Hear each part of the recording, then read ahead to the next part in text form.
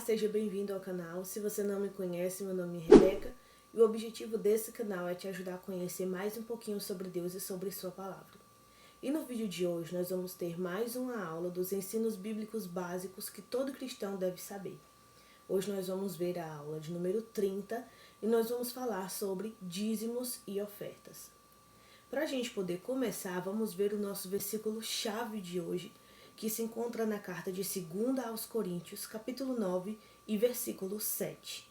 Diz assim: cada um dê conforme determinou em seu coração, não com pesar ou por obrigação, porque Deus ama quem dá com a alegria. E nos nossos versos complementares, vamos ver uma passagem que se encontra na segunda carta de Pedro, no capítulo 2, no versículo 1 até o versículo 3. Diz assim: no passado surgiram falsos profetas no meio do povo, como também surgirão entre vocês falsos profetas. Estes introduzirão secretamente heresias destruidoras, chegando a negar o soberano que os resgatou, trazendo sobre si mesmos repentina destruição. Muitos seguirão os caminhos vergonhosos desses homens, e por causa deles será difamado o caminho da verdade. Em sua cobiça, tais mestres os explorarão com histórias que inventaram. Há muito tempo a sua condenação paira sobre eles, e a sua destruição não tarda. E a frase para nossa reflexão de hoje é uma frase escrita por Rafael de Souza, e diz assim: o valor de uma oferta não é calculado pelo peso do ouro, mas pela disposição do coração. Então, nessa aula de hoje, nós vamos ver sobre os dízimos e as ofertas. Primeiro nós vamos ver sobre os dízimos antes da lei, depois nós vamos ver sobre os dízimos durante a lei, depois nós vamos ver sobre os dízimos no Novo Testamento, que já é na Nova Aliança, e por último nós vamos ver sobre as ofertas. Hoje eu quero trazer aqui, talvez vai ser uma aula um pouco extensa, mais do que o normal, porque hoje nós vamos trazer aqui uma aula que às vezes é um pouco polêmica para alguns. E eu quero trazer bem explicado, que é para que vocês não tenham dúvidas sobre o assunto que eu vou trazer para vocês aqui hoje. Então vamos lá. Primeiro nós vamos ver sobre o dízimo antes da lei. Para a gente poder ver essa parte do dízimo antes da lei, nós vamos começar lá com Abraão, que é onde nós vemos pela primeira vez o dízimo ser falado na Bíblia. Essa passagem fica lá no livro de Gênesis, capítulo 14, do versículo 18 ao 20, e também se refere a esse mesmo episódio lá na carta aos Hebreus, capítulo 7, do versículo 4 até o versículo 10. Também fala sobre o dízimo de Abraão. Então vamos ver o que é que diz primeiro, lá em Gênesis 14, versículo 18 até o versículo 20. Eu quero ir lendo aqui com vocês para a gente poder ir falando aos poucos.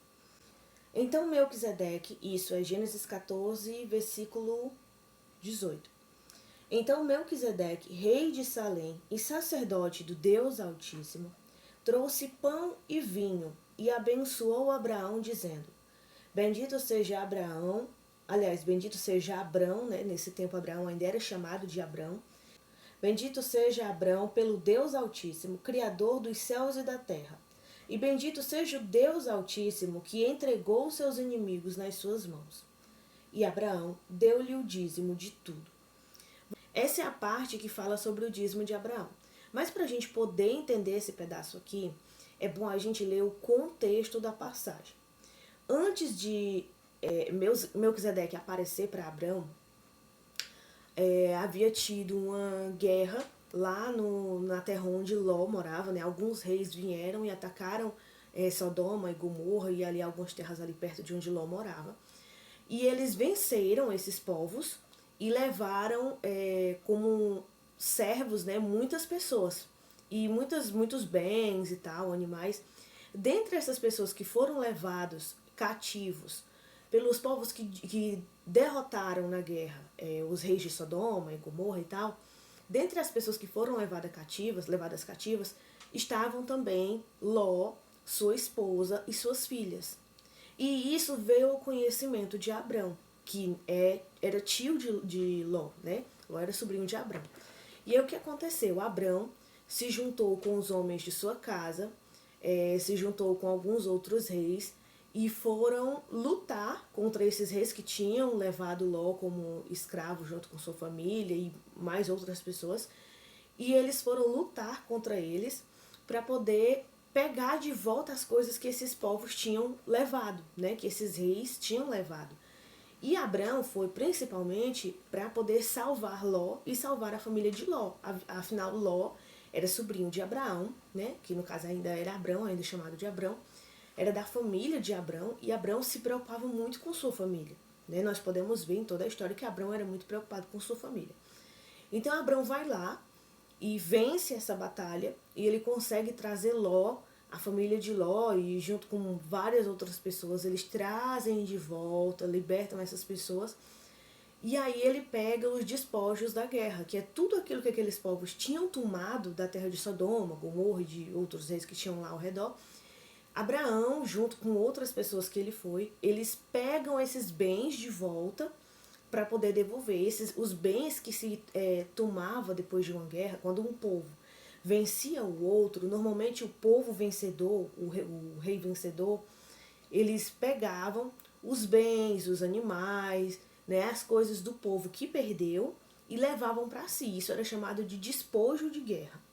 E foi esses tipos de coisas que Abrão pegou, os despojos da guerra, que eram as coisas que esses reis tinham tomado de Sodoma, de Gomorra e de outros lugares ao redor, né? Era uma guerra, eram de 5 reis contra 4 reis.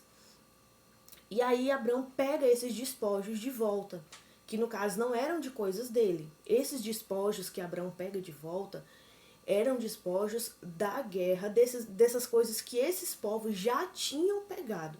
Então Abrão pega de volta para devolver aos legítimos donos. A gente precisa ler o contexto para poder entender o que a passagem está querendo dizer.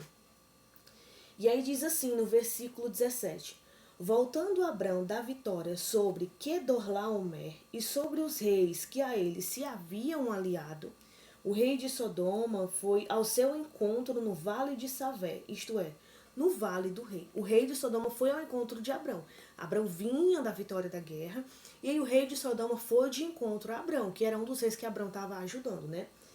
E aí então aqui Abrão, que Melquisedeque chega até Abrão, e Melquisedeque abençoa Abrão, e Abrão diz assim, e diz assim no versículo 18, no final, aliás, 19, no final do versículo 19. E Abrão lhe deu o dízimo de tudo. E aí continua assim no 21. Aliás, no final do versículo 20 lá, né? Aí no versículo 21 diz assim: o rei de Sodoma disse a Abrão: dê-me as pessoas e pode ficar com os bens. Abrão tinha recuperado os bens que esses povos haviam tomado, os povos inimigos. E aí o rei de Sodoma diz assim: não, eu quero só as pessoas que eles levaram. Os bens que eles levaram e que você recuperou, pode ficar para você. Os bens eu não quero. Os despojos da guerra eu não quero. Quero só as pessoas de volta. E aí diz assim, no 22. Mas Abrão respondeu ao rei de Sodoma: de mãos levantadas ao Senhor, o Deus Altíssimo, Criador dos céus e da terra, eu juro que não aceitarei nada do que lhe pertence. Ou seja, esses bens que Abrão tinha de posse eram os bens que Abrão tinha tomado de volta dos reis que ele havia vencido. E esses bens eram dos reis de Sodoma, do rei de Gomorra e dos outros que tinham ali junto deles, né? Que eram os povos que haviam sido atacados e tinham sido vencidos e tinham perdido suas pessoas e os seus bens. Então, eram esses bens que Abrão tinha resgatado da guerra, né? E Abrão ia devolver. E o rei de Sodoma diz: não, pode ficar com os bens, eu só quero somente as pessoas. E Abrão diz: eu não vou ficar com nada do que lhe pertence. Então esses bens, esses despojos de guerra, não pertenciam a Abrão. Não era nada das coisas de Abrão, era das coisas dos reis que haviam sido derrotados primeiramente naquela guerra e que Abrão havia ajudado. E aí diz assim: nem mesmo um cordão ou uma correia de sandália, para que você jamais venha a dizer: eu enriqueci Abraão. Nada aceitarei a não ser o que os meus servos comeram e a porção pertencentes a Aner, Escol e Manre, os quais me acompanharam, que eles recebam a sua porção. Porque quando Abrão foi lutar contra Quedorlaomer e os outros reis que haviam levado as pessoas cativas, ele chamou esses 3 homens, que eram Manre, Escol e Aner. Ele chamou esses 3 homens para poder ajudar ele a vencer essa guerra. Né? E ele levou os seus soldados, né? Aliás, os homens que trabalhavam na sua casa. Diz que Abraão tinha muitos homens que trabalhavam junto com ele, e que como Abraão era um homem muito rico e era um homem de muitas posses e tinha muitos funcionários, muitos servos, né? Ele tinha muitos empregados, eram tantos empregados que muitos nasciam na casa dele. E naquela época, quando alguém nascia, quando o filho de um empregado nascia na casa do seu senhor, aquele filho também era tido como um dos servos daquele senhor. Então, os filhos dos servos de Abrão, que nasceram na casa de Abrão, já eram considerados também servos de Abrão, da mesma forma que os seus pais. E Abrão tinha tantos servos, tinha tantas pessoas lá, que ele treinava, essas pessoas treinavam para poder combater, que era para estarem preparados quando alguém viesse atacar Abraão e querer tomar os bens de Abraão. Então ele tinha tantos homens, que eram homens suficientes para entrar numa guerra, do tanto que os seus servos estavam preparados e do tanto que eles eram muitos. E durante essa peleja, que eles foram lá para poder salvar Ló e as outras pessoas, durante essa peleja, os servos de Abraão comeram no caminho, né? Precisaram se alimentar, precisaram beber água. E aí o que Abraão diz? Ele diz para o rei de Sodoma: eu não quero nada do que é seu. E isso era dos bens que ele havia recuperado. Aí ele diz: eu não quero nada do que é seu. A única coisa que eu vou ficar é o que os meus servos já comeram. Disse: eu tenho que ficar, né? Porque não tinha como Abraão pegar de volta. E o que pertence a esses 3 homens que me ajudaram. Eles me ajudaram, então que eles levem a parte deles, né? Nada mais justo do que isso. Mas a minha parte, o que seria a minha parte, né? Eu não vou querer, é seu. É seu, eu trouxe da guerra de volta e eu vou devolver para você, porque é seu, não é meu. E eu não quero nada do que é seu. Que é para ninguém venha dizer que Abrão se enriqueceu por causa de outras pessoas, que outras pessoas enriqueceram Abrão. Porque Abrão sabia que Deus havia prometido para ele que faria dele uma grande família, que ia abençoar, que as terras do mundo seriam abençoadas, os povos do mundo, por causa da família de Abraão. Então Abraão confiava que tudo que ele fosse ganhar seria através de Deus, e não através de outras pessoas. E Abraão não queria dizer que ele tinha sido enriquecido por outras pessoas, mas que tinha sido por Deus, conforme a promessa que Deus tinha feito para ele. Então, quando Abraão diz que vai dar o dízimo a Melquisedeque, Abraão vai dar dízimo de coisas que não são dele, são despojos da guerra. Então ele deu o dízimo a Melquisedeque. A primeira coisa que nós temos que ver aqui é que Abraão deu o dízimo de coisas que não eram dele. Se fosse como hoje em dia, Abraão teria que ter dado o dízimo das coisas dele, dos bens dele, mas não foi isso que aconteceu. E ainda diz assim, ó, no final do versículo 20, Abraão lhe deu o dízimo de tudo que Abraão havia recuperado. Ou seja, Abraão deu o dízimo das coisas que não eram dele, né, mas que o rei de Sodoma ia dar a parte dele. Deu o dízimo da parte dos 3 homens que estavam com ele, que tinham ajudado ele. Então Abraão deu o dízimo de tudo, tanto da parte que o rei ia dar para ele, como da parte que era para os 3 homens que tinham ajudado ele, porque nada mais justo do que isso, né? Já que os homens que não tinham nada a ver com a batalha vieram para ajudar Abraão, nada mais justo do que Abraão dar alguma gratificação para esses homens. Então nós vemos aqui, a primeira coisa foi que o dízimo que Abraão deu não foi de nada do que era dele, não foi do que era lucro dele, não foi do que ele ganhou de alguma coisa. Abraão deu dízimo de coisas que não eram dele. Eram de bens resgatados de outra pessoa, de outras pessoas. Foi desses bens que Abraão deu o dízimo. O dízimo dele foi de despojos de guerra, e não dos seus bens ou dos seus ganhos. E foi de tudo, não só da sua parte, conforme nós vemos lá em Hebreus, capítulo 7, versículo 4. Abraão deu o dízimo de todas as coisas, não só do que seria sua parte, que ele não aceitou, mas ele deu o dízimo de tudo. Levando para hoje, se a gente quisesse dar base para o dízimo, se baseando nisso, então nós teríamos que fazer conforme fez Abraão e dar o dízimo de todas as coisas que nós temos em posse das nossas mãos. o que nem sempre é apenas coisas nossas. Porque, por exemplo, se você trabalha numa empresa e você é responsável pela parte financeira da empresa, você está sendo responsável por uma parte que não é sua. A parte financeira da empresa, ela pertence ao seu patrão. Ela pertence ao seu chefe. Ela não é sua. E se fosse tirar como base do jeitinho que Abraão fez, você poderia dar o dízimo do lucro do seu chefe. E você poderia dar o dízimo daquilo que seria o salário dos seus companheiros de trabalho. Não somente do seu, mas dos seus companheiros de trabalho e do seu chefe. E hoje nós vemos que não é assim. Então, o dízimo, se fosse para tirar como base o dízimo de Abraão, o dízimo para hoje, já teria que ser desse jeito. E não é. Até porque nós vemos, hoje em dia, a gente for olhar, a gente vê que não é justo. E é ilegal. Você não pode pegar de um dinheiro que não é seu para fazer o que você bem entender.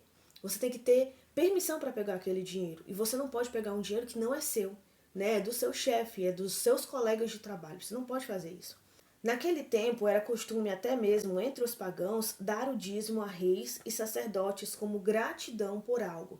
Então, quando Abraão deu o dízimo a Melquisedeque, não foi um caso isolado e nem foi o primeiro a fazer isso. Não foi Abraão que começou a prática do dízimo. Por que Abraão deu o dízimo a Melquisedeque? Porque naquela época já era costume, inclusive dos povos pagãos, dos povos que eram idólatras, que adoravam outros deuses, já era costume desses povos, sempre que acontecia algo bom para eles, eles davam o dízimo aos seus deuses ou aos seus reis. Eles davam os dízimos a essas pessoas importantes como uma forma de gratidão por eles terem recebido alguma coisa. Então, esse dízimo que Abraão fez não foi uma prática isolada.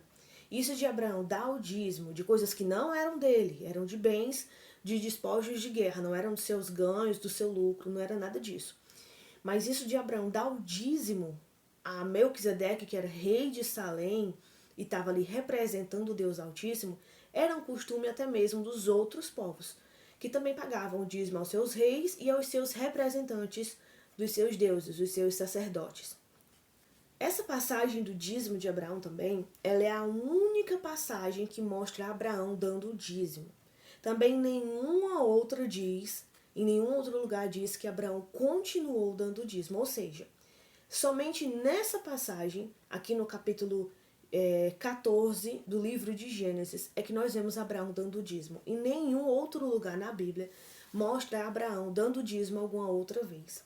E também em nenhum outro lugar na Bíblia mostra que essa prática de dar o dízimo de Abraão foi uma prática que ele costumava fazer.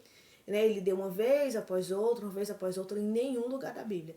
O único lugar em que nós vemos Abraão dando dízimo é aqui. Em nenhum outro lugar você vê Abraão dando dízimo de nada, mesmo quando ele foi agradecido a várias outras pessoas e tal.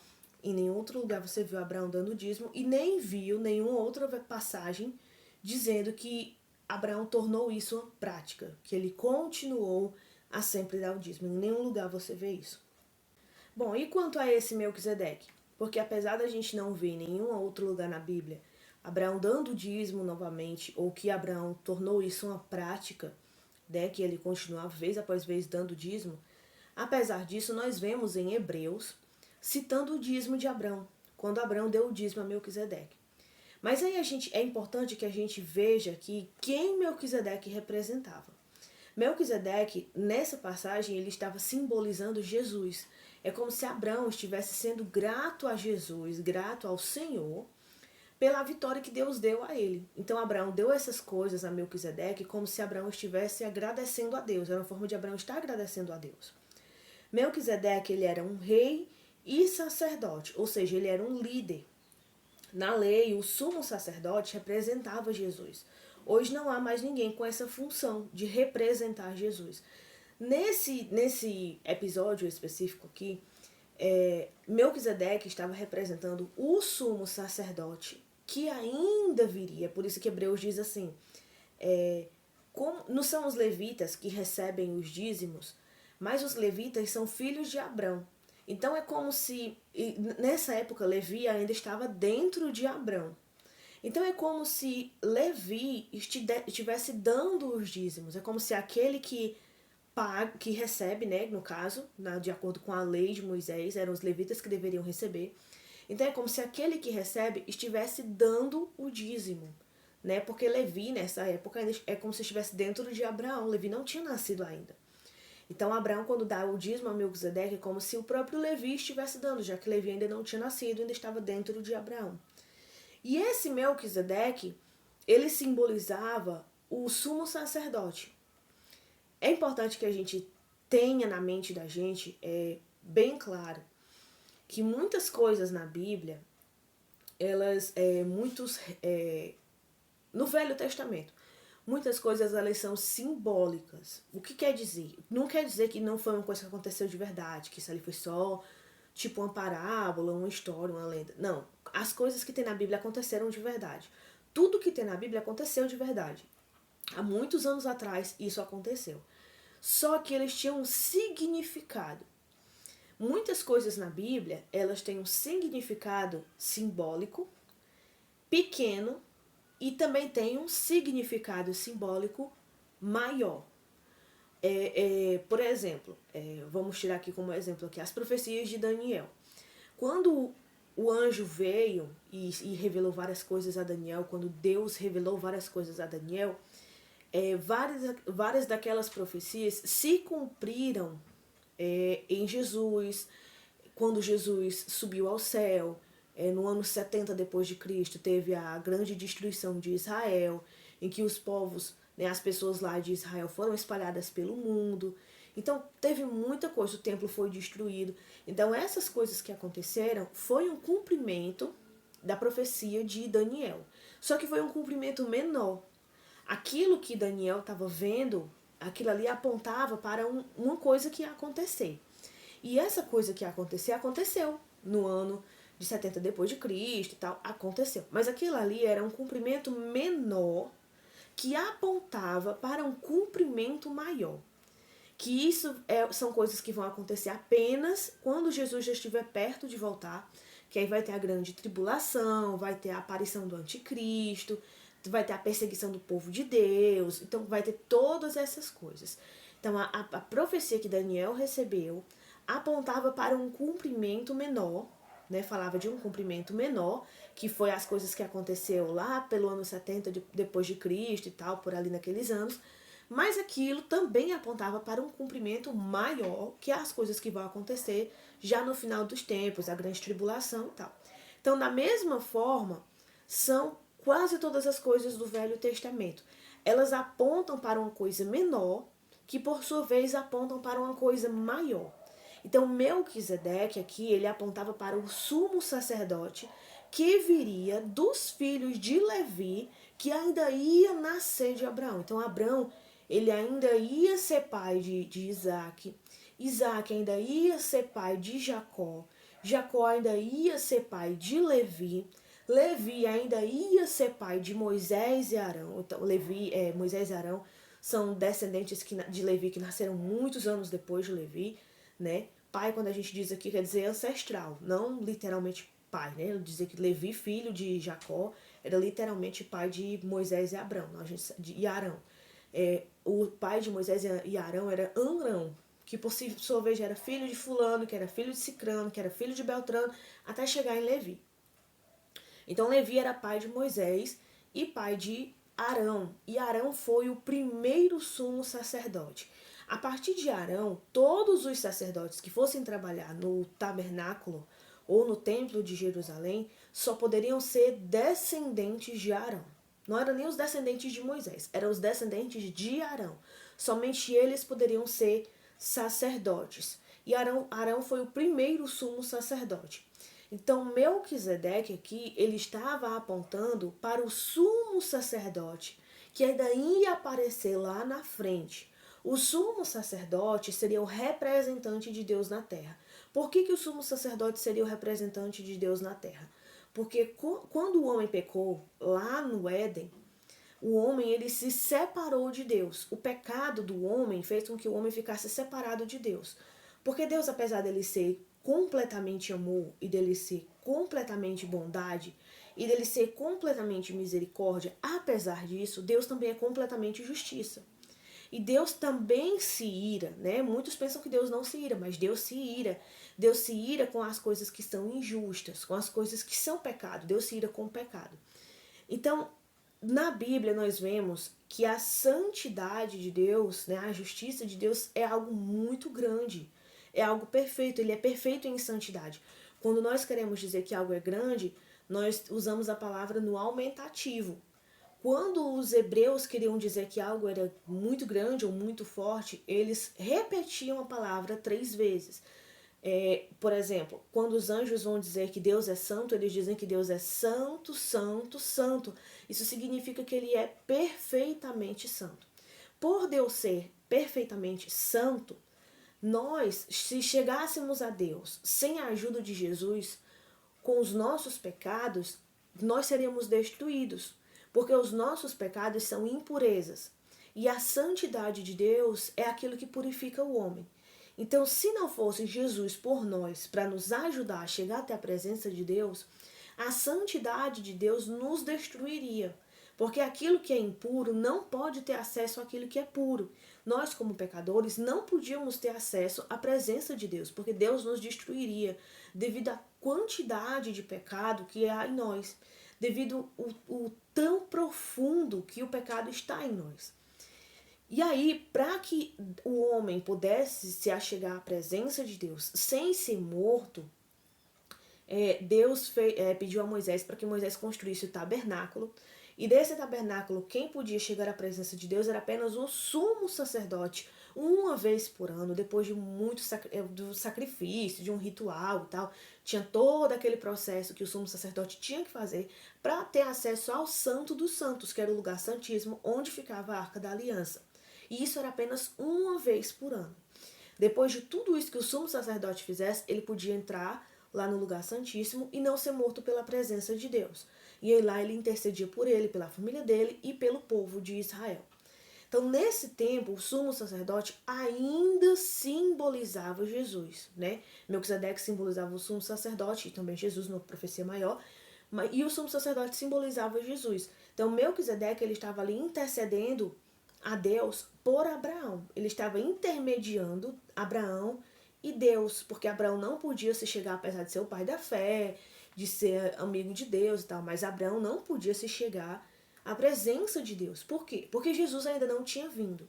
Então Abraão necessitava de um sacerdote, apesar de Abraão fazer os sacrifícios e tal, ele mesmo fazia lá, erguer um sacrifício e tal para Deus, mas isso foi antes da lei. Depois que foi instituído a lei, você tinha que ir atrás do sacerdote para poder fazer os sacrifícios, entregar as ofertas a Deus e tal. Então Abraão precisou de Melquisedeque para poder, como se fosse interceder por ele a Deus. Melquisedeque foi ali um mediador entre Abraão e Deus, simbolizando o sumo sacerdote que viria, que seria o intermediador entre o homem e Deus. No futuro vem Jesus, né? No caso, claro que Jesus já veio, mas diga assim, do sumo sacerdote, aí no futuro vem Jesus. Quando Jesus veio pregando sobre Deus, sobre o reino de Deus, sobre como deveria ser as pessoas do reino de Deus, Jesus vem e nos ensina que nós seríamos sacerdotes, né? Nós vemos isso também, esse ensino nas cartas do Novo Testamento, que agora a igreja são os sacerdotes, nós somos os sacerdotes do rei, sacerdócio real. E aí, quando Jesus vem, Jesus, ele, na sua morte, o véu do templo se rasga de alto a baixo, significando que agora o homem podia se achegar à presença de Deus. Ele não precisaria mais de um ser humano, de um homem comum, como um mediador entre ele e Deus, porque agora ele tinha Jesus. Jesus agora era o sumo sacerdote. Jesus agora que seria o intermediador entre o homem e Deus, para que o homem pudesse se achegar a Deus sem morrer por causa do seu pecado. É somente através de Jesus que nós conseguimos isso. Então, Melquisedeque aqui, ele estava simbolizando o sumo sacerdote, numa profecia menor, num cumprimento menor, né? Mas ele também simbolizava Jesus Cristo num cumprimento maior dessa profecia. Sendo assim, com Jesus hoje, nós vemos que não há mais necessidade dessa função, de ter um homem intermediando Deus e os homens, porque Jesus é esse intermediador. Hoje não há mais ninguém com a função de intermediar entre Deus e os homens. Não tem mais ninguém com a função de levar os homens até Deus, porque hoje essa função é de Jesus Cristo. E todos nós cristãos, os que confessamos o nome de Cristo, todos nós somos tidos como sacerdotes. Todos nós devemos levar a palavra de Deus até outras pessoas. Muitos hoje usam o dízimo de Abraão como uma forma de dizer que isso dá base para que hoje as pessoas deem o dízimo. Porque muitos dizem, o dízimo é coisa da lei. E aí alguns vêm e dizem, não é da lei, porque Abraão deu o dízimo antes da lei. Então, se Abraão deu o dízimo antes da lei, então nós devemos também dar o dízimo, porque o dízimo é coisa da lei, veio com Abraão antes da lei. Mas se a gente for usar isso, a gente tem que usar, se for usar esse critério, você tem que usar todas as coisas que Abraão fez antes da lei, que depois passaram a ser coisas da lei, mas que Abraão fez antes da lei, como coisas que você também deve fazer nos dias de hoje. Porque se você for usar um critério para uma coisa, esse critério ele vai se encaixar para várias coisas, dependendo do contexto. Se você for dizer o dízimo vale para hoje em dia, porque Abraão deu o dízimo e foi antes da lei, significando que o dízimo não é uma coisa da lei, então você também vai ter que usar a circuncisão. Porque a circuncisão era uma regra da lei. Mas Abraão praticou a circuncisão antes da lei de Moisés. Essa regra da circuncisão passou a ser algo da lei, então era obrigatória a todo judeu. Mas antes da lei, Abraão já fez isso. Então, se quisermos usar como critério o dízimo de Abraão por ser antes da lei, para dar base para o dízimo de hoje, nós temos que usar todas as coisas que Abraão fez antes da lei, para poder dar base para as coisas de hoje. E uma dessas coisas é a circuncisão. Se nós dizemos que a circuncisão, que é algo muito claro e explícito, que os cristãos de hoje não precisam fazer, se nós dizemos que a circuncisão não precisa ser feita porque depois passou a ser uma coisa da lei e a lei passou e tal, do mesmo jeito é o dízimo. O dízimo de Abraão não pode ser usado. Se ele for usado como regra, você vai ter que olhar o contexto e vai ter que usar outras coisas que Abraão fez antes da lei para poder fazer as coisas hoje também, porque o que vale para uma coisa vale para as outras coisas. O outro dízimo que tem no Velho Testamento, antes da lei, é o dízimo de Jacó. Vamos ver onde é que fala sobre isso, que é lá em Gênesis 28, capítulo 10 até o capítulo 22. Então vamos ver o que fala lá sobre o dízimo de Jacó. Talvez vendo esse vídeo aqui, não sei se você chegou até aqui, talvez poucos tenham chegado até aqui, mas se você chegou até aqui, talvez você já esteja querendo parar de assistir o restante do vídeo. Porque o que eu vim falar aqui, o que eu estou falando aqui, é que de acordo com a Bíblia, o dízimo não se encaixa para os dias de hoje. Então talvez você já queira parar. E talvez muitos já tenham parado, já tenham saído do vídeo. Mas eu queria lhe pedir que você assistisse o vídeo até o final. Provavelmente esse vídeo já está um pouco grande, já está com mais de meia hora. Então, provavelmente eu não vou passar tudo aqui num vídeo só. Vai ser talvez uns 2 vídeos para poder passar todo o conteúdo. Mas assista até o final, assista essa aula completa, aula sobre dízimos e ofertas. No final, aí você tira a sua conclusão. Se o que eu estou falando aqui, se eu estou falando algo errado, ou se realmente o que eu estou falando aqui tem base bíblica. Porque hoje eu vim trazer essa aula aqui, mas eu estou fazendo questão de ir mostrando diretamente na Bíblia e lendo o versículo junto. Hoje, normalmente eu só falo as passagens e eu sempre digo, olha, anotem as passagens, deem uma olhada depois nas passagens, ou vá dando pausa aí no vídeo, vá lendo as passagens, para você ver se o que eu estou falando tem base no que a Bíblia diz, né? Se está de acordo com o que a Bíblia diz. Mas hoje eu fiz questão de ler as passagens junto. Você vai ficar um vídeo grande, muito grande. Mas eu estou fazendo questão de ler junto, que é para a gente poder ir vendo aos poucos. Então, eu te peço que assista o vídeo todo. Veja até o final, veja a aula completa. E aí no final você diz se você vê realmente que é isso que a Bíblia diz, porque eu estou tentando mostrar na Bíblia, não são coisas da minha cabeça. Ou se você vai dizer, não, ela falou algo que não está na Bíblia. Assista inteiro, para depois você poder dizer alguma coisa, ok? Então vamos lá. Gênesis 18, versículo 10 ao versículo 22, o dízimo de Jacó. Jacó partiu de Berseba e foi para Arã. Isso, Jacó estava fugindo do seu pai e do seu irmão, né? Aliás, fugindo do seu irmão. né, que Esaú estava muito irado com Jacó, por Jacó ter enganado ele, também enganou Abrão e ficou com a bênção de filho primogênito. Então aqui ele está fugindo para a casa do seu tio Labão. Chegando a determinado lugar, parou para pernoitar, porque o sol já havia se posto. Tomando uma das pedras dali, usou-a como travesseiro e deitou-se. E teve um sonho, no qual viu uma escada apoiada na terra, e o seu topo alcançava aos céus, e os anjos de Deus subiam e desciam por ela. Ao lado dele estava o Senhor, que lhe disse: Eu sou o Senhor. Preste bem atenção nisso que o Senhor vai dizer aqui para Jacó, aqui nessa passagem. Eu sou o Senhor, o Deus de Abraão e o Deus de Isaque. Darei a você e seus descendentes a terra na qual você está deitado. Seus descendentes serão como o pó da terra, e se espalharão para o oeste, para o leste, para o norte e para o sul. Todos os povos da terra serão abençoados por meio de você, aonde quer que vá, e eu trarei de volta a esta terra. Não o deixarei enquanto não fizer o que lhe prometi. Veja aqui que Deus fez uma promessa para Jacó. Deus disse: Jacó, eu vou fazer. Deus não condicionou essa promessa. Deus apenas disse: eu vou fazer. Você está vendo tudo isso aqui? Vai ser seu.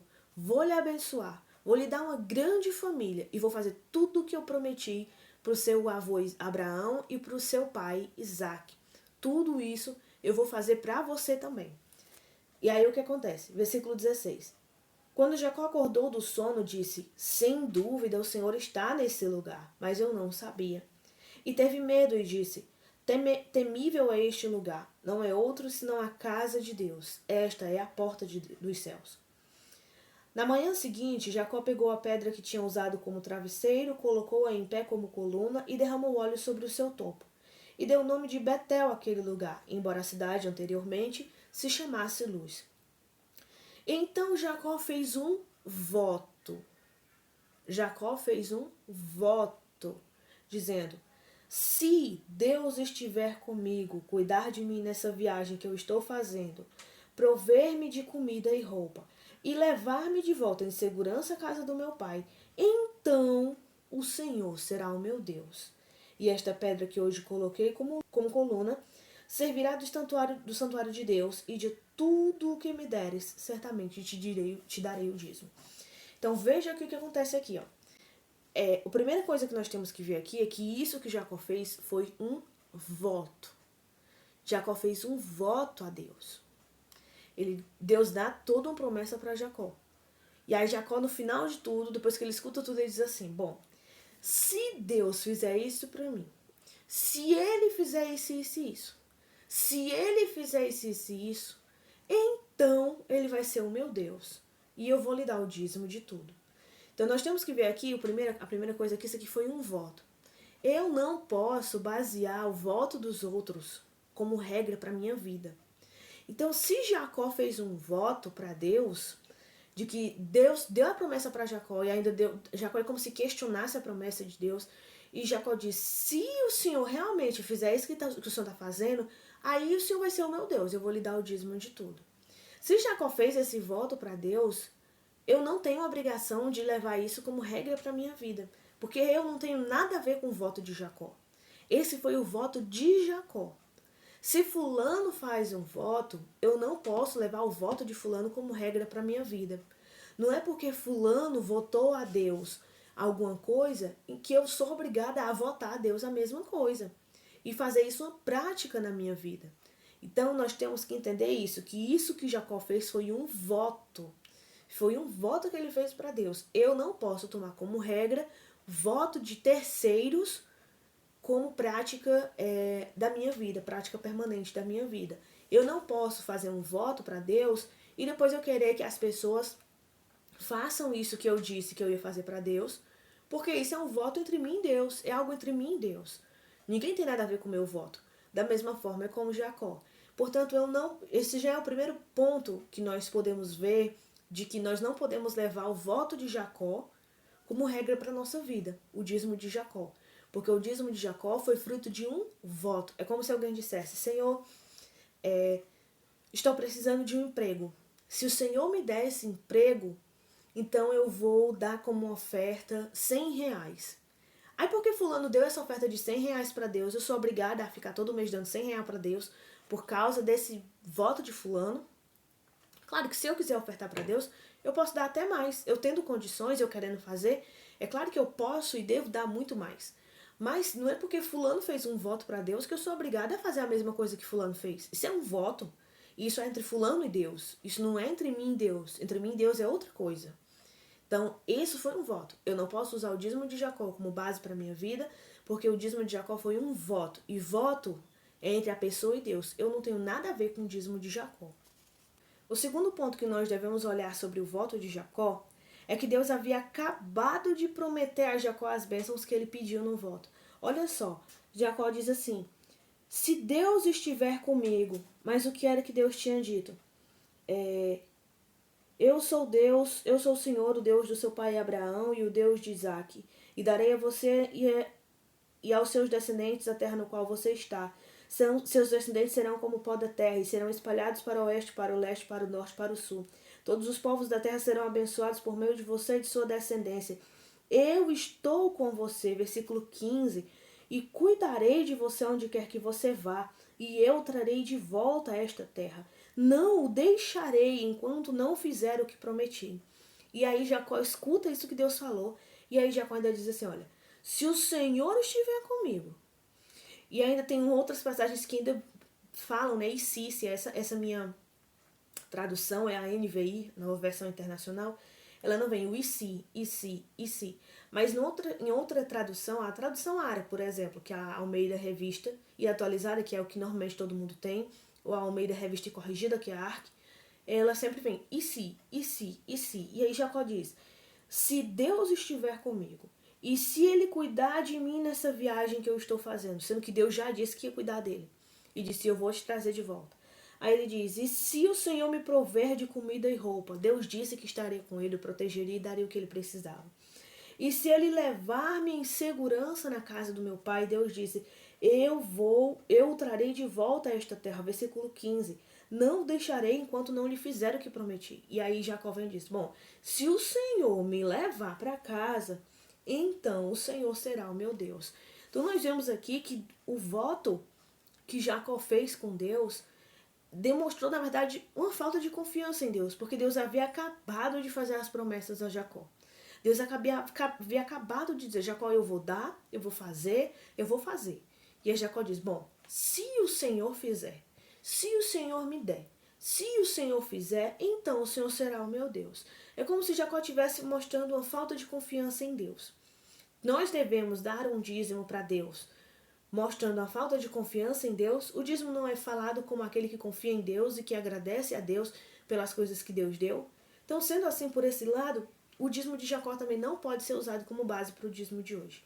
A terceira coisa que nós devemos ver, é que o voto de Jacó foi condicional. Usando o dízimo de Jacó como argumento, nós devemos então usar o dízimo hoje como uma forma condicional. Porque se nós formos usar o dízimo de Jacó como argumento, dizer, não, você deve dar o dízimo, porque Jacó deu o dízimo no Velho Testamento. Aí você vai ler o dízimo de Jacó, e você vai ver, o dízimo de Jacó foi condicional. Porque Jacó diz assim, olha, se o Senhor fizer e se o Senhor me der, aí o Senhor será o meu Deus e eu lhe darei o dízimo. Então, para usar o dízimo de Jacó como base, o dízimo de hoje também teria que ser condicional. E teria que ser, se o Senhor me der um emprego, se o Senhor me curar, se o Senhor abençoar o meu casamento, então eu lhe darei o dízimo. Você acha que é correto você pagar, você contribuir alguma coisa para ajudar na obra de Deus, né? Porque o dízimo que você dá para Deus é para ajudar na obra de Deus. Deus não vai pegar no dinheiro. O dinheiro é para o povo de Deus. Então você acha que é correto, é justo, é bíblico você ajudar o povo de Deus como uma forma de condição? Deus, se o Senhor me der, se o Senhor abençoar, se o Senhor guardar, se o Senhor proteger, então eu darei o dízimo. Você acha que isso é correto? Portanto, se você não acha que isso é correto, o que não é certo você fazer isso, é antibíblico, dar um dízimo baseado com o dízimo de Jacó já estaria errado também por esse ponto. Já é o terceiro ponto que traz que o dízimo de Jacó não pode ser levado em conta para o dízimo de hoje. Porque o dízimo de Jacó foi condicional. Senhor, eu dou um dízimo se o Senhor me fizer isso. Hoje em dia fazer isso é como se fosse barganhar com Deus.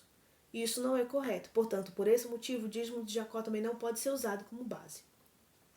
E o quarto ponto que nós podemos ver sobre o dízimo de Jacó é que nós não temos nenhum versículo na Bíblia mostrando que Jacó realmente deu esse dízimo.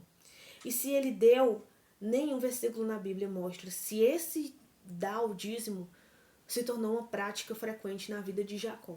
Então Deus faz uma promessa a Jacó. Aí Jacó faz um voto que já não tinha necessidade porque Deus tinha prometido. Então ele fazia um voto pedindo essas coisas e oferecendo um dízimo como condição. É mostrar uma falta de confiança na palavra de Deus. E Jacó faz tudo isso. E aí ele condiciona essas coisas com as coisas que Deus vai fazer para ele. Condiciona o dízimo a essas coisas que Deus vai fazer para ele. E aí ele diz tudo isso, mas em nenhum lugar na Bíblia nos mostra se Jacó realmente deu esse dízimo, ou ainda se o dízimo se tornou uma prática na vida de Jacó. Então, portanto, assim como o dízimo de Abraão não pode ser usado como base para o dízimo de hoje, o dízimo de Jacó também não pode ser usado como base para o dízimo de hoje. Agora que nós vimos as duas passagens em que o dízimo é citado no Velho Testamento antes da lei, antes da lei nós só vemos o dízimo de Jacó e o dízimo de Abraão. Agora que nós vemos os dois dízimos antes da lei, e nós vemos que nenhuma das passagens que falam sobre dízimo antes da lei, que são essas únicas, dão base para o dízimo de hoje, agora nós vamos ver o dízimo na lei. Porque só existem só essas passagens que falam sobre dízimo antes da lei de Moisés. É o dízimo de Abraão e o dízimo de Jacó. E nos dois nós vimos que não dá base para o dízimo de hoje. Então vamos ver agora o dízimo na lei. O dízimo foi instituído para sustentar órfãos, viúvas, estrangeiros e levitas. Os órfãos e viúvas não tinham quem os sustentasse. Os estrangeiros não tinham direito à terra porque não eram descendentes de Abraão. Só os descendentes de Abraão tinham direito a ter uma posse, uma herança, na terra de Israel. Por isso que a herança foi dividida entre as tribos de Ruben, as tribos de Simeão, as tribos de Judá, a de Issacar, a de Zebulon, a de Dan, de Naphtali, de Asser. Então, esses descendentes de Abraão receberam herança. Mas, por exemplo, um moabita não poderia receber uma herança na terra de Israel porque ele não era descendente, não era tido como descendente pela promessa de Abraão. Midianitas não poderiam, filisteus não poderiam, então babilônios não poderiam, eles não poderiam ter terra. Se eles não poderiam ter terra, eles não tinham onde plantar e não tinham onde criar os seus animais. Portanto, eles precisavam de alguém que os ajudasse, que os contratasse para fazer algum serviço para conseguir comida para dentro de casa, ou de alguém que desse alguma oferta, como uma ajuda para eles, uma esmola, alguma coisa do tipo, para ajudar eles poderem ter alguma coisa para as suas casas. Então, por isso que o dízimo também foi instituído para ajudar os estrangeiros, os pobres, os necessitados, os órfãos que não tinham pais, as viúvas que não tinham mais um marido para lhes sustentar. Então, o dízimo era também para essas pessoas. E para os levitas, porque os levitas não tinham terra. De todas as tribos de Israel, a tribo de Levi foi a única que não recebeu terra por herança, porque Deus diz, a herança do povo de Levi, da tribo de Levi, é o sacerdócio. A herança deles é cuidar do templo, é cuidar do tabernáculo, é cuidar das coisas de Deus. A herança deles é só aquilo ali. Então eles não vão receber terra como herança. Por eles não receberem terra como herança, então eles tinham que ter algum jeito para poder sustentar suas famílias, E aí, por isso, o dízimo também foi instituído para ajudar eles, porque eles não tinham terra para plantar e cuidar dos seus animais. Isso nós podemos ver tudo isso em Números, capítulo 18, do versículo 21 ao versículo 24. Em Deuteronômio, capítulo 12, o versículo 11 e o versículo 12. Também o capítulo 14 de Deuteronômio, versículo 27 ao versículo 29. E também o capítulo 26 de Deuteronômio, do versículo 12 e o versículo 13.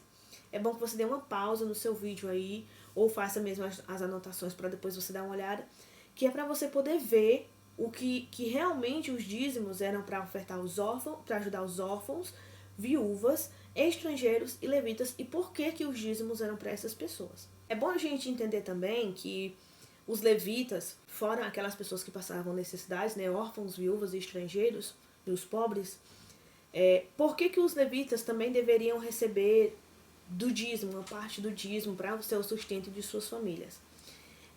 Somente os levitas podiam cuidar das coisas do altar e das coisas do tabernáculo. Isso nós vemos lá em Números, capítulo 18, versículo 1 ao 7. E por que só os levitas? Por que um povo, uma tribo específica, teve que ser tirada especificamente para cuidar daquele serviço e pessoas de outras tribos não poderiam fazer isso? Por que tinha que ter uma tribo específica só para aquilo ali? Por que aquela tribo não poderia ter uma terra? Por que aquela tribo devia se responsabilizar, devia cuidar apenas daquilo ali e não de outras coisas? Porque Deus, como nós vemos aqui, Deus não poderia se achegar ao homem, devido ao pecado do homem. E aí Deus vai e chama o povo, e se apresentar de novo para o povo, mostrar sua presença para o povo, lá no monte. E ele diz para Moisés, Moisés diz ao povo que eles se preparem durante alguns dias, eles vão fazer sacrifícios, eles vão fazer orações, jejum e tal, vão se abster de algumas práticas, porque eu quero que eles se preparem, porque dia tal eu vou descer sobre o monte, a minha presença vai descer sobre o monte, e eu vou falar com o povo de Israel. E o povo de Israel vai começar a se preparar. Só que no dia de Deus descer, o céu começa a ter os trovões, começam os relâmpagos, e o povo começa a escutar as trombetas, e o povo fica com muito medo. O povo tem muito medo. E aí o povo não tem mais coragem de subir ao monte, ou de ficar mesmo ao pé do monte, e deixar que Deus falasse com eles. E aí o povo chama Moisés e diz, Moisés, vai tu e sobe no nosso lugar. Porque Moisés já tinha subido, então eles já sabiam que Moisés subia e Deus não o tinha matado ainda, então Moisés podia subir. E eles disseram, Moisés, vai tu e sobe no nosso lugar. E ouve o que Deus quer falar e traz para nós, que aí a gente vai obedecer. Porque se a gente subir, a gente vai morrer. O poder de Deus é muito grande, a santidade de Deus é muito forte.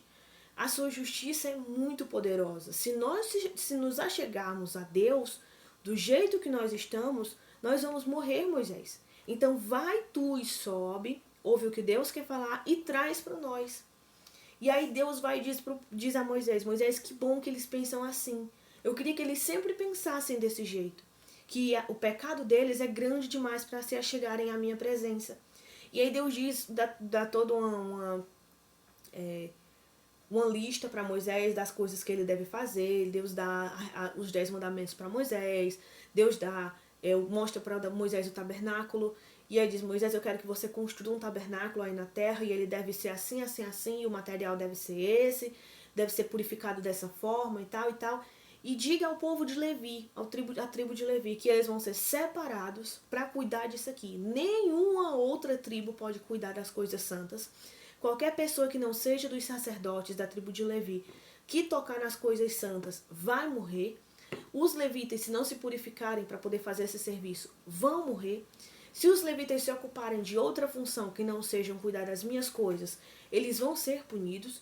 Então diga à tribo de Levi que eu escolhi essa tribo, os descendentes do seu irmão Arão, para poder cuidar dessas coisas. E o seu irmão Arão vai ser o sumo sacerdote. Os filhos dele serão sacerdotes e a família dele daqui para frente é que vai cuidar das coisas do templo. E Deus mostra para o povo, olha, o seu pecado não pode te deixar se chegar perto de mim. Então eu vou escolher uma das tribos para que depois de todo um sacrifício, um ritual e tudo, ela possa se achegar perto de mim e eu vou passar o que eu tenho para dizer para o sacerdote dessa tribo e esse sacerdote leva para vocês. Se vocês se chegarem até mim, o pecado de vocês vai fazer com que vocês morram. Porque a minha santidade não pode estar no mesmo lugar que o pecado de vocês. É como um fogo. Quando os mineiros pegam o ouro, eles botam o ouro no fogo para que o ouro derreta. E assim fique apenas o ouro. E tudo que é sujo, pureza, que não tem nada a ver com ouro, fica na superfície. O fogo derrete o ouro e faz com que a impureza suba para a superfície. E aí quem é responsável por aquilo ali, ele tira a impureza, né, para poder descartar. E ele fica apenas com o ouro puro, o ouro purificado, sem sujeira. Porque o ouro tira a sujeira, o fogo tira a sujeira do ouro. Da mesma forma é com a gente. Se nós nos achegarmos perto de Deus, sua santidade vai querer destruir o nosso pecado, porque aonde tem a impureza não pode ficar. Mas como nós estamos tão impregnados pelo pecado, e a Bíblia diz que nós estamos totalmente, completamente e unicamente maus, então a santidade de Deus nos destruiria por completo. Por isso que nós não poderíamos nos achegar à presença de Deus sem um intermediário. Nós precisamos de um intermediário, que naquele tempo Deus escolheu os sacerdotes da tribo de Levi, mais especificamente o sumo sacerdote, que era o líder dos sacerdotes, aquele que estava acima de todos, que era Arão. E quando Arão morresse, seria o seu filho mais velho. Quando esse filho mais velho morresse, seria o filho mais velho desse filho mais velho. E assim ia passando para os filhos mais velhos do sumo sacerdote. Todo filho mais velho do sumo sacerdote é que seria o próximo sumo sacerdote quando o sumo sacerdote atual terminasse o seu tempo de serviço, né? Quando chegava uma velhice, eles tinham que trocar e tudo. Tinha toda uma prática lá, todo um ritual lá, que está lá em Levítico, em Números, e Moisés relembra aquelas coisas também em Deuteronômio. Então Deus separou um povo para que esse povo não fosse destruído. Olha, Deus disse, se vocês se chegarem a mim, vocês vão ser destruídos. Então eu vou separar um povo específico para cuidar das coisas, para que eu não destrua esse povo. Essas pessoas eu vou separar elas, eu vou deixar que elas se acheguem a mim sem que a minha santidade as destrua. Mas elas vão ter que passar por todo um ritual, vão ter que fazer sacrifícios e tal. E essa foi a tribo de Levi. Se outra tribo fizesse isso, eles seriam mortos. Portanto, como a tribo de Levi teria responsabilidade unicamente sobre as coisas santas, e isso levaria muito tempo, porque era muito serviço que deveria ser feito, essa tribo teve como herança apenas isso, as coisas santas. A herança da tribo era os cuidados do tabernáculo das coisas santas. E as outras tribos não poderiam fazer isso. Para que essa tribo de Levi, que era a única que Deus deixava que se achegasse até ele para interceder pelo restante das tribos, levar a mensagem de Deus ao restante das tribos, e para que essa tribo pedisse perdão pelo restante das tribos, pedisse perdão a Deus, e Deus levasse o perdão através desse representante que era a tribo de Levi, essa tribo não teve terra, porque o seu serviço era muita coisa que ela tinha que fazer. Essa tribo não teve terra. Isso foi a herança da tribo de Levi, foi as coisas santas. Para que eles não padecessem de fome, aí as outras tribos teriam que ajudar a tribo de Levi e dar ofertas e dízimos para que eles pudessem ter algum sustento para eles e para as suas famílias. Em Hebreus, capítulo 7, versículo 5, diz que o dízimo era da lei. Hebreus nos mostra que o dízimo era da lei. O verso 11 diz que essa lei era baseada no sacerdócio levítico. É dito também que, como esse sacerdócio não era perfeito, afinal os levitas que se achegavam a Deus tinham que fazer todo um ritual, todo um processo de purificação para poder chegar na presença de Deus e não morrer, porque a gente tem que lembrar que eles tinham que fazer tudo uma coisa para poder entrar na presença de Deus, senão eles morriam. Não é simplesmente porque eles eram levitas que podiam se adentrar à presença de Deus. Eles tinham que fazer todo um ritual. É tanto que os filhos de Arão entraram na presença de Deus e não cumpriram os requisitos que Deus pediu. Eles levaram fogo profano para dentro do templo. Fogo impuro, né? Era fogo estranho. E Deus os destruiu. Não é simplesmente por serem levitas. Eles tinham também que passar por todo um ritual. E aí diz, esse sacerdócio não era perfeito. Hebreus nos mostra isso, né? A carta aos Hebreus. Não era perfeito. Por isso houve necessidade de mudança. Com a mudança do sacerdócio, que aí veio Jesus Cristo, que é o homem perfeito, e aí Jesus Cristo, para se chegar à presença de Deus, ele não precisava de nenhum ritual, de nenhum sacrifício. Claro que ele fez alguns sacrifícios, né? Ele cumpriu toda a lei de Moisés enquanto estava vivo na terra antes da crucificação. Porque, afinal de contas, Jesus era um judeu. Como um judeu, ele tinha que obedecer à lei. E Jesus obedeceu todas as coisas da lei. Jesus foi o único que conseguiu obedecer todas as coisas da lei. Porque o que a Bíblia diz? O pecado é a quebra da lei. Jesus não tinha pecado, porque Jesus obedeceu toda a lei. Não eram só 10 mandamentos, eram mais de 600 leis. Jesus obedeceu explicitamente, em cada detalhe. Jesus obedeceu das mais de 600 leis que o povo de Israel tinha. E Jesus era puro. Portanto, Jesus não precisaria de nenhum sacrifício, nenhum ritual para se achegar à presença de Deus. E aí, por causa disso, Jesus veio e substituiu o sumo sacerdócio. Porque o sumo sacerdócio não era perfeito, era imperfeito. E aí Jesus veio e substituiu. E agora é um sacerdócio perfeito. Nós temos um sumo sacerdote perfeito intercedendo por nós a Deus. Com a mudança de sacerdócio, no versículo 12 do capítulo 7, nós vemos então que também teve mudança de lei. Porque quem era que poderia ser sacerdote? Era apenas os levitas. E Jesus não era levita. Jesus era descendente de Judá. Judá teve um filho com sua nora, né? Teve todo um problema lá na família, dos filhos que morreram e tal. A nora foi mandada embora, foi desprezada, e aí ela consegue enganar Judá e tem um filho com ele, né? Ela tem gêmeos, na verdade. E um desses filhos, que é Pérez, é o ancestral de Jesus. Ou seja, Judá é que é o ancestral de Jesus e não Levi, irmão de Judá.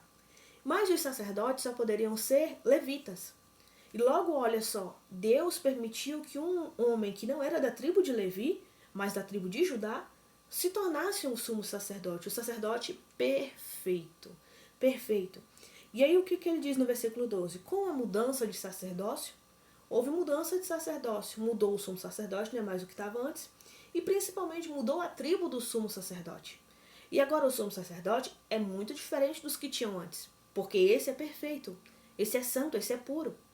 E aí diz, como mudou o sacerdócio, também muda a lei. E aí, se a lei muda, e nós vemos lá em Hebreus capítulo 7, versículo 5, que o dízimo era da lei, logo o dízimo não vale mais para nós, porque a lei mudou. Nós não podemos tirar como base, nós já vimos aqui, o dízimo que veio antes, antes da lei. Esse dízimo nós não podemos tirar como base.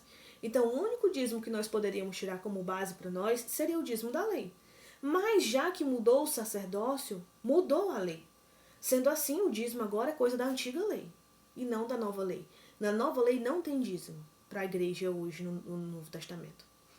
Uma outra coisa que nós vemos também é que o dízimo no Velho Testamento, o dízimo da lei, não era apenas de uma forma, mas que tinham pelo menos 4 tipos de dízimos diferentes. Nós tínhamos o dízimo dos levitas. Como eram os dízimos dos levitas? Era anual, não era mensal. Era anual. Os levitas só pagavam dízimo uma vez por ano. Os representantes do templo, do tabernáculo, só pagavam dízimos uma vez por ano. Esses dízimos eram alimentos. Eram cereais, frutas, verduras, criação de gado e ovelhas, bebidas. Isso nós vemos lá em Números, capítulo 18, versículo 8 ao 19. E não pode nem dizer que é porque, mas naquela época não tinha dinheiro. Sim, tinha dinheiro. Se você for ler a Bíblia e for ver até a história, naquela época já existia sim o dinheiro. Mas Deus escolheu que o dízimo não fosse o dinheiro, o dízimo fosse alimentos. Uma outra coisa que também nós podemos ver sobre o dízimo do levita é que apenas os levitas podiam recebê-lo. E quem eram os levitas? Isso aqui conforme Números, capítulo 18, versículo 20 ao 24. Os levitas eram descendentes de Levi. Um descendente de Judá não poderia receber dízimo. Um descendente de Simeão não poderia receber dízimo. Um descendente de Ruben não poderia receber dízimo. Apenas os descendentes de Levi. Nós já vemos aqui 3 coisas diferentes, que o dízimo era apenas uma vez por ano, o dízimo não era dinheiro, mas era alimentos, e só quem poderia receber os dízimos eram os descendentes da tribo de Levi. Já é bem diferente do dízimo de hoje, né?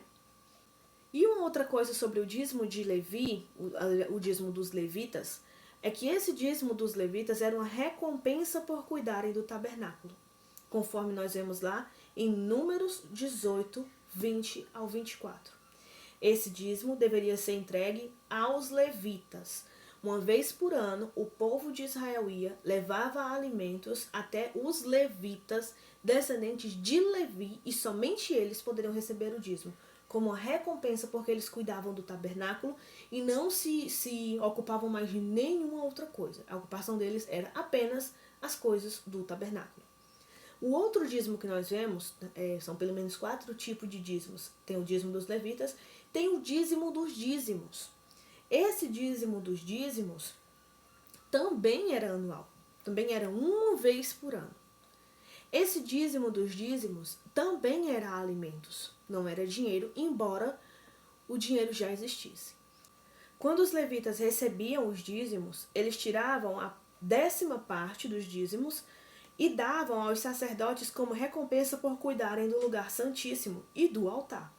Nem todo levita era sacerdote. Muitos dos levitas cuidavam de outras coisas, mas tudo referente ao tabernáculo, tudo referente às coisas de Deus. E aí esses levitas, uma vez por ano, eles tinham que tirar a 10ª parte do dízimo que eles haviam recebido e dar aos sacerdotes como recompensa por cuidar também do lugar santíssimo e do altar. Isso nós vemos em Números capítulo 18, versículo 1 ao 7 e do versículo 25 ao 32. O outro dízimo que nós vemos, o terceiro tipo de dízimo, é o dízimo trienal, ou o dízimo de caridade. Como era esse dízimo? Esse dízimo, ao contrário do dízimo que os levitas poderiam receber e do dízimo dos dízimos, que é os levitas que deveriam pagar aos sacerdotes, esse dízimo, que esses dois eram dados apenas uma vez por ano, esse dízimo ele era trienal, ou seja, ele era dado a cada 3 anos. Então, esse dízimo, conforme Deuteronômio, capítulo 14, versículo 28, ele era dado apenas de 3 em 3 anos. Esse dízimo também era alimentos. E os israelitas recolhiam os dízimos e guardavam em suas cidades. Como é que era entregue esses dízimos? Os israelitas de todas as tribos recolhiam os dízimos conforme Deuteronômio 14, 28 e deixavam guardados nas suas cidades. Nas suas cidades, cada cidade tinha um lugar específico para guardar os dízimos, para que esses dízimos fossem entregues para os levitas que moravam naquela cidade, para os órfãos e viúvas daquela cidade, para os estrangeiros e necessitados daquela cidade. Cada cidade tinha o seu depósito, né, para poder guardar os dízimos e pagar os dízimos das pessoas daquela cidade, né, entregar os dízimos para as pessoas daquelas cidades. Os israelitas recolhiam os dízimos, guardavam em suas cidades para sustentar os levitas, estrangeiros, órfãos e viúvas que morassem lá, conforme Deuteronômio, capítulo 14, versículo 28 e versículo 29. Também havia um quarto tipo de dízimo. Esse dízimo era chamado dízimo das festas. Acho que é o dízimo mais diferente que tem dos dízimos que nós conhecemos hoje, né, os dízimos atuais. Nós já vemos que o dízimo dos levitas, o dízimo dos dízimos e os dízimos da caridade, ou dízimo trienal, que eram dados apenas de 3 em 3 anos, eram bem diferentes dos dízimos que é ensinado hoje, que é conforme o jeito que a Bíblia não ensina. E aí nós vemos agora o dízimo das festas. Era o quarto dízimo. Esse dízimo das festas, conforme Deuteronômio, capítulo 14, versículo 22, era um dízimo anual. Então, olha só, a Bíblia nos fala de 4 dízimos. Nenhum desses dízimos era mensal. 3 eram anuais e um deles era apenas de 3 em 3 anos. Esse dízimo também era de alimentos, conforme nós vemos em Deuteronômio, capítulo 12, versículo 17 e capítulo 14, versículo 22. Nenhum dos dízimos era dinheiro. Todos eram alimentos, apesar de que já existia o dinheiro naquela época. O dizimista comia o dízimo, junto com os levitas e com sua família, conforme nós vemos em Deuteronômio, capítulo 12, versículo 7 e versículo 12. Nesse dízimo, o dízimo das festas, o próprio dizimista comia do seu dízimo. Ele mesmo usufruía do seu dízimo. Ele nem entregava para outras pessoas. Fora o dízimo que ele entregava para os levitas, ele comia do seu próprio dízimo, era o dízimo das festas. E o que acontecia? O dízimo ele tinha que ser comido no lugar escolhido pelo Senhor, que era qual? O tabernáculo, ou o templo de Jerusalém, que depois foi construído no mesmo lugar do tabernáculo. O tabernáculo é porque era uma tenda que podia ser mudada de um lugar para outro. Quando se tornou fixo, então construíram o templo. Por que tinha que ser no templo ou no tabernáculo? Por que o Senhor tinha escolhido aquele lugar e que no dízimo das festas só poderia ser comido naquele lugar? Porque era ali que Deus habitava. Deus não morava dentro do homem naquela época. O Espírito Santo não habitava dentro do homem. Então Deus havia escolhido um lugar, que no caso era o tabernáculo e posteriormente o templo de Jerusalém, para habitar dentro daquele lugar, como uma forma de estar entre o povo e não destruir o povo. Então a presença de Deus ficava ali dentro daquele local. Se Deus se espalhasse a presença dele pelo povo como é hoje em dia, como Jesus ainda não tinha vindo e o sacrifício de Jesus ainda não tinha sido feito, então as pessoas morreriam. Por isso Deus ficava num lugar específico, isolado das pessoas, para que as pessoas não se chegassem a ele. Isso era para proteção das pessoas, não proteção dele. Para proteção das pessoas. E aí, quando as pessoas iam comer o dízimo das festas, elas tinham que ir para lá, para esse lugar específico, que era o templo de Jerusalém. Não é o templo de qualquer outra cidade, mas é o templo de Jerusalém. E esse dízimo tinha que ser comido lá, no templo de Jerusalém, porque era lá que Deus habitava. Hoje nós nem temos mais uma importância grande, uma necessidade grande de ter esse tipo de templo, porque hoje Deus habita em todas as pessoas. É bom ter um lugar, um salão mais espaçoso, para que várias pessoas possam se reunir juntas, estando protegidas do frio, da chuva e do calor, do sol, estando ali reunidas num lugar amplo, né, confortável, para poderem adorar e louvar o Senhor juntas e aprender da palavra de Deus juntas, mas esse lugar é apenas para isso. O objetivo desse lugar é apenas esse. É agrupar um grande número de pessoas de forma que elas fiquem protegidas do tempo e de outras coisas e confortáveis e possam adorar e aprender de Deus juntas. É apenas isso. Deus não está nos templos, nas igrejas que nós vemos por aí. Deus está nas pessoas. A Bíblia mesmo nos diz que nós somos o templo do Espírito Santo e que Deus não habita em templos feitos por mãos de homens, que o homem não tem como fazer qualquer um templo para que Deus possa morar. E aí o que acontece? Quem morasse longe do templo, porque haviam pessoas que moravam longe do templo, haviam pessoas que não moravam lá no centro, lá em Jerusalém, mas moravam em outras cidades, afastadas do templo. E quem morasse longe e não conseguisse transportar o seu dízimo, que eram vários cereais, várias frutas, bebidas, animais, várias coisas, que não conseguisse transportar tudo isso até o templo de Jerusalém, lembrando que naquele tempo só tinha as carroças e os animais, né, levando as cargas, não tinha carro, não tinha trem, não tinha nada, ônibus, nada dessas coisas que nós temos hoje. Então, para muitas pessoas era muito difícil de levar o dízimo até o lugar escolhido por Deus, que era o templo localizado em Jerusalém. E aí o que acontecia? Se fosse muito difícil de transportar o dízimo, o que essas pessoas poderiam fazer? Elas poderiam vender o dízimo. Olha como existia dinheiro nessa época, tá vendo? Então eles poderiam vender o seu dízimo lá no lugar onde eles moravam, vendiam completamente o dízimo, pegavam o dinheiro que eles tinham arrecadado com a venda do seu dízimo na sua cidade, e aí eles iam até o lugar escolhido por Deus, que era o templo de Jerusalém, chegando lá com suas famílias e amigos e os levitas que moravam lá.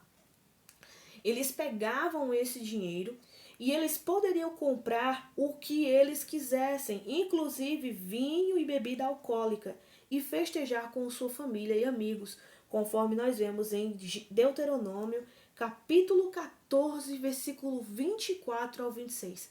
Eu vou ler aqui essa passagem aqui com vocês. Olha só o que diz aqui a passagem. Eu vou ler aqui do versículo 22 até o versículo 27, para a gente poder ver, no capítulo 14 de Deuteronômio. Separem o dízimo de tudo que a terra produzir anualmente. Comam o dízimo do cereal, do vinho novo e do azeite, e a primeira cria de todos os seus rebanhos na presença do Senhor, o seu Deus, no local que ele escolher com a habitação do seu nome, para que aprendam a temer sempre o Senhor, o seu Deus. Mas se o local for longe demais, e vocês tiverem sido abençoados pelo Senhor, o seu Deus, e não puderem carregar o dízimo, porque o local escolhido pelo Senhor para ali pôr o seu nome é longe demais, então troquem o seu dízimo por prata, levem a prata até o local que o Senhor, o seu Deus, tiver escolhido. Com a prata, comprem o que vocês quiserem, bois, ovelhas, dinheiro ou outra bebida fermentada, ou qualquer outra coisa que desejarem. Então, juntamente com suas famílias, comam e alegrem-se ali na presença do Senhor, o seu Deus. E nunca se esqueçam dos levitas que vivem nas suas cidades, porque eles não possuem propriedade e nem herança próprias. Então, olha aqui, os dízimos das festas eram um dízimo anual, eram de alimentos. Se a pessoa morasse muito longe que não pudesse levar esses alimentos até o templo, porque tinha que ser no templo de Jerusalém, então a pessoa podia vender o seu dízimo e com o dinheiro ir para o templo de Jerusalém, lá comprar o que ela quisesse, e lá ela ia comer com sua família e com seus amigos para festejar e agradecer ao Senhor pelo Senhor a ter abençoado tanto. Veja como é diferente os dízimos da lei para os dízimos de hoje. Né? Se nós não podemos levar em conta para hoje, não podemos nos basear pelo dízimo de Abraão e Jacó, que nós já vemos isso aqui no começo do vídeo. Então nós temos que nos basear pelo dízimo da lei. Mas os dízimos da lei são muito diferentes dos dízimos que hoje nós vemos. Né? Deveriam pelo menos, já que querem se basear pelo Velho Testamento, deveria ser pelo menos um dízimo conforme o que a lei ensina. Mas não é conforme o que a lei ensina. E algumas perguntas e observações nós podemos ver acerca desses dízimos referente aos dízimos de hoje. Se conforme a lei o dízimo é para os levitas por causa da separação de terras, e se de acordo com Hebreus capítulo 7, versículo 11, findou o sacerdócio levítico e mudou a lei, então para quem seria o dízimo de hoje? Se já não é mais para os sacerdotes levitas, então quem receberia? Onde que diz quem receberia os dízimos de hoje? E se mudou a lei, mudou o sacerdócio. E aí, onde que diz que os cristãos, que agora nós vivemos pela nova aliança, é o Novo Testamento, onde que diz que os cristãos deveriam pagar o dízimo também? A igreja. Não estou falando das ofertas, contribuição como ofertas. Claro que a igreja tem que pagar ofertas, mas isso é uma coisa que nós vamos ver lá no final da aula. Nós estamos vendo agora sobre o dízimo especificamente. Onde que diz? Então essa é uma questão, uma pergunta interessante de se fazer. Uma outra pergunta que nós podemos fazer é: se era para ajudar os necessitados recebem o dízimo hoje? Porque a Bíblia diz que era para os necessitados. Então eles estão recebendo o dízimo hoje? Com a ressurreição de Cristo, todos têm acesso ao Santíssimo, perdendo a necessidade do ofício sacerdotal e, por conseguinte, o sentido do dízimo e da entrega no templo. Porque se Deus não tem mais um lugar para habitar, né? Nós vemos lá pela Samaritana. A Samaritana pergunta: Senhor, mas então qual é o lugar certo que a gente tem que ir adorar? É no templo de Jerusalém? Ou é lá no monte, como os nossos ancestrais daqui de Samaria ensinam? E aí Jesus diz: nem no monte, nem no templo. Mas chegará um tempo que Deus procurará os adoradores que o adorem em espírito e em verdade. Não se trata de local, se trata de coração. Se trata de adoração íntima e verdadeira. E nós vemos em outras passagens que Deus não habita em templos feitos por mãos humanas, que Deus mora dentro dos seus filhos, dos seus servos. Então, se o sentido do dízimo e do templo, como no Velho Testamento, é muito diferente, então por que o dízimo também continua tendo que ser dado se perdeu o sentido e perdeu esse ofício sacerdotal? Porque com o ofício sacerdotal mudou, então a lei também mudou. Então, por que continuar ensinando coisas que Jesus não ensina para a igreja?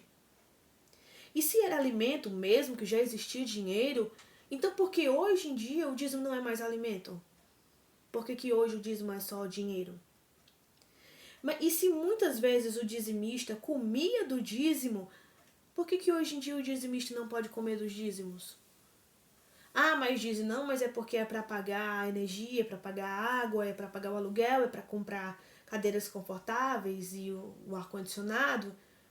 Ok, mas e os irmãos que estão passando necessidade dentro do templo? Eles estão sendo ajudados? Tem cesta básica para os irmãos estão sendo ajudados numa conta de gás, né, para comprar o gás. Os irmãos estão sendo ajudados quando tem um filho no hospital internado e eles precisam de ajuda financeira para pagar exames, remédios, consultas. Os irmãos estão sendo ajudados? Ou quando o irmão se acidenta e não pode trabalhar e a sua esposa está em casa e com os seus filhos e precisam de alguma coisa, esses irmãos estão sendo ajudados com o dízimo da igreja? Por que a gente vê que os líderes que estão lá em cima é que mais se beneficiam com o dízimo do que os irmãos que estão lá embaixo, sendo que era para ser pelo menos tudo igual? São questões que a gente tem que pensar. Porque se quer se basear da forma que está dizendo, então tem que pensar em tudo isso. tem que ser baseado da forma como ensina. Se quer usar, então que use do jeito certo, do jeito que a Bíblia está dizendo. Uma outra coisa que nós podemos pensar também é que se muitas vezes, se o dízimo era anual, então por que hoje é mensal?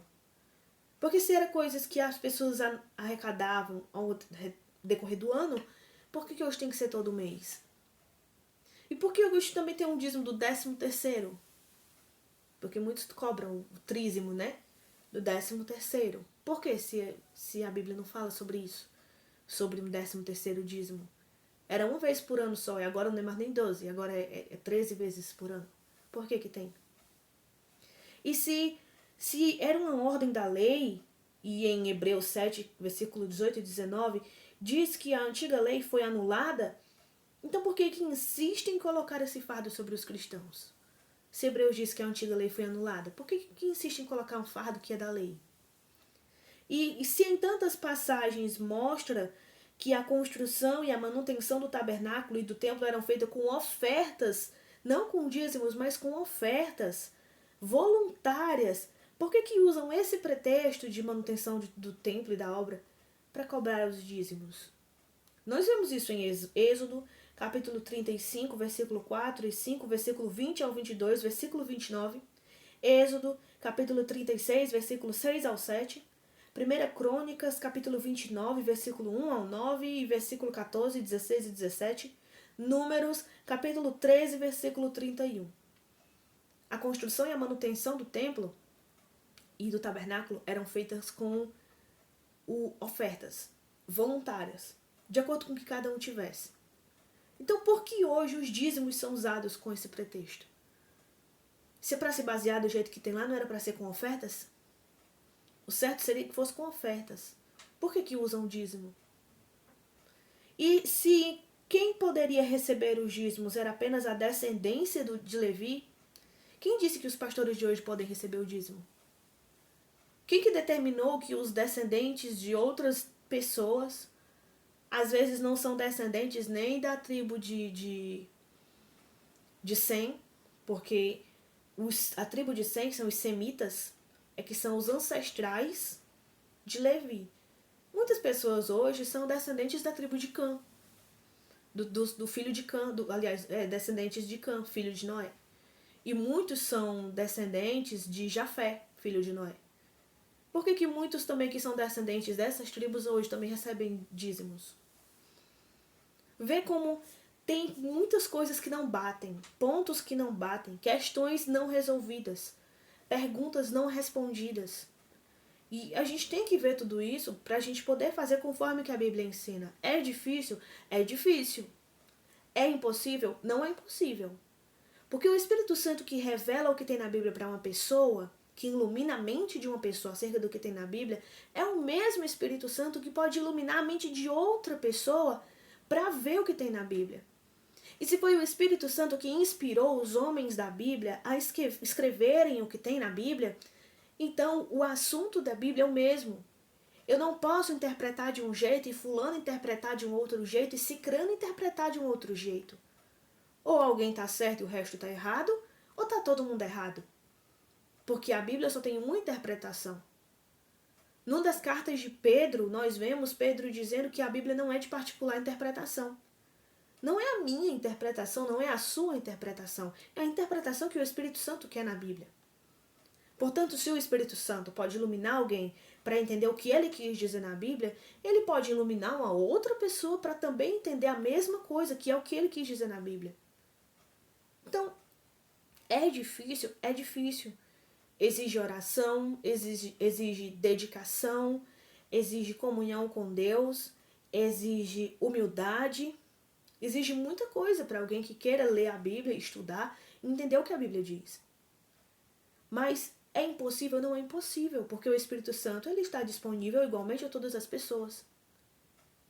Mas muitos preferem usar de certas coisas de má fé. E alguns até por ignorância, por não entenderem, mas porque aprenderam assim, mas não se dedicam a estudar e ver se é assim mesmo da forma que entenderam. É uma coisa que a gente deve olhar. Nós devemos investigar. Nós, como cristãos, nós temos a responsabilidade de ver o que a Bíblia diz para poder basear as nossas vidas, para que a gente não venha fazer errado. O próximo dízimo do Velho Testamento é o dízimo de Malaquias. Depois do dízimo de Malaquias, nós vamos ver o dízimo do Novo Testamento. Mas esse vídeo já está bem comprido, ele já está bem extenso, e eu não vou trazer isso hoje aqui nesse vídeo, certo? Sobre o dízimo de Malaquias, o dízimo no Novo Testamento e as ofertas, nós vamos ver no próximo vídeo, na parte 2. Então, se você nos acompanhou até aqui, né, dificilmente alguém nos acompanhou até aqui. Muitos já viram no começo do vídeo, já ficaram com raiva, ficaram irritados e desistiram. Mas se você nos acompanhou até aqui, eu quero te agradecer. Curte o vídeo, compartilhe esse vídeo com outras pessoas, para que mais pessoas possam ter acesso a isso, para que outras pessoas também possam ver aquilo que talvez elas nunca viram. Não porque eu tenho uma revelação diferente, né? E isso eu já estudei com outras pessoas também. Já fui estudando a Bíblia e ouvindo outros pregadores e professores honestos e sinceros, que não procuram por outro motivo, mas procuram ensinar apenas porque querem que as pessoas aprendam da Bíblia.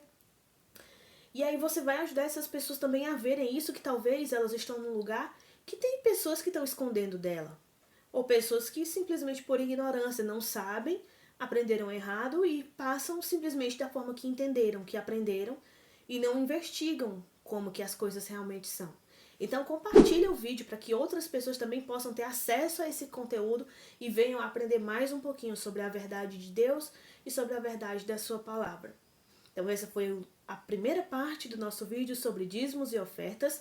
Eu vou continuar aqui o assunto no próximo vídeo, a parte 2 da aula 30 sobre dízimos e ofertas. E eu te convido também a ir ver lá o nosso próximo vídeo, para você também poder ter todo o entendimento bem direitinho de como é que é. Não ver apenas a primeira parte, mas ver também a segunda parte, para poder completar o seu entendimento.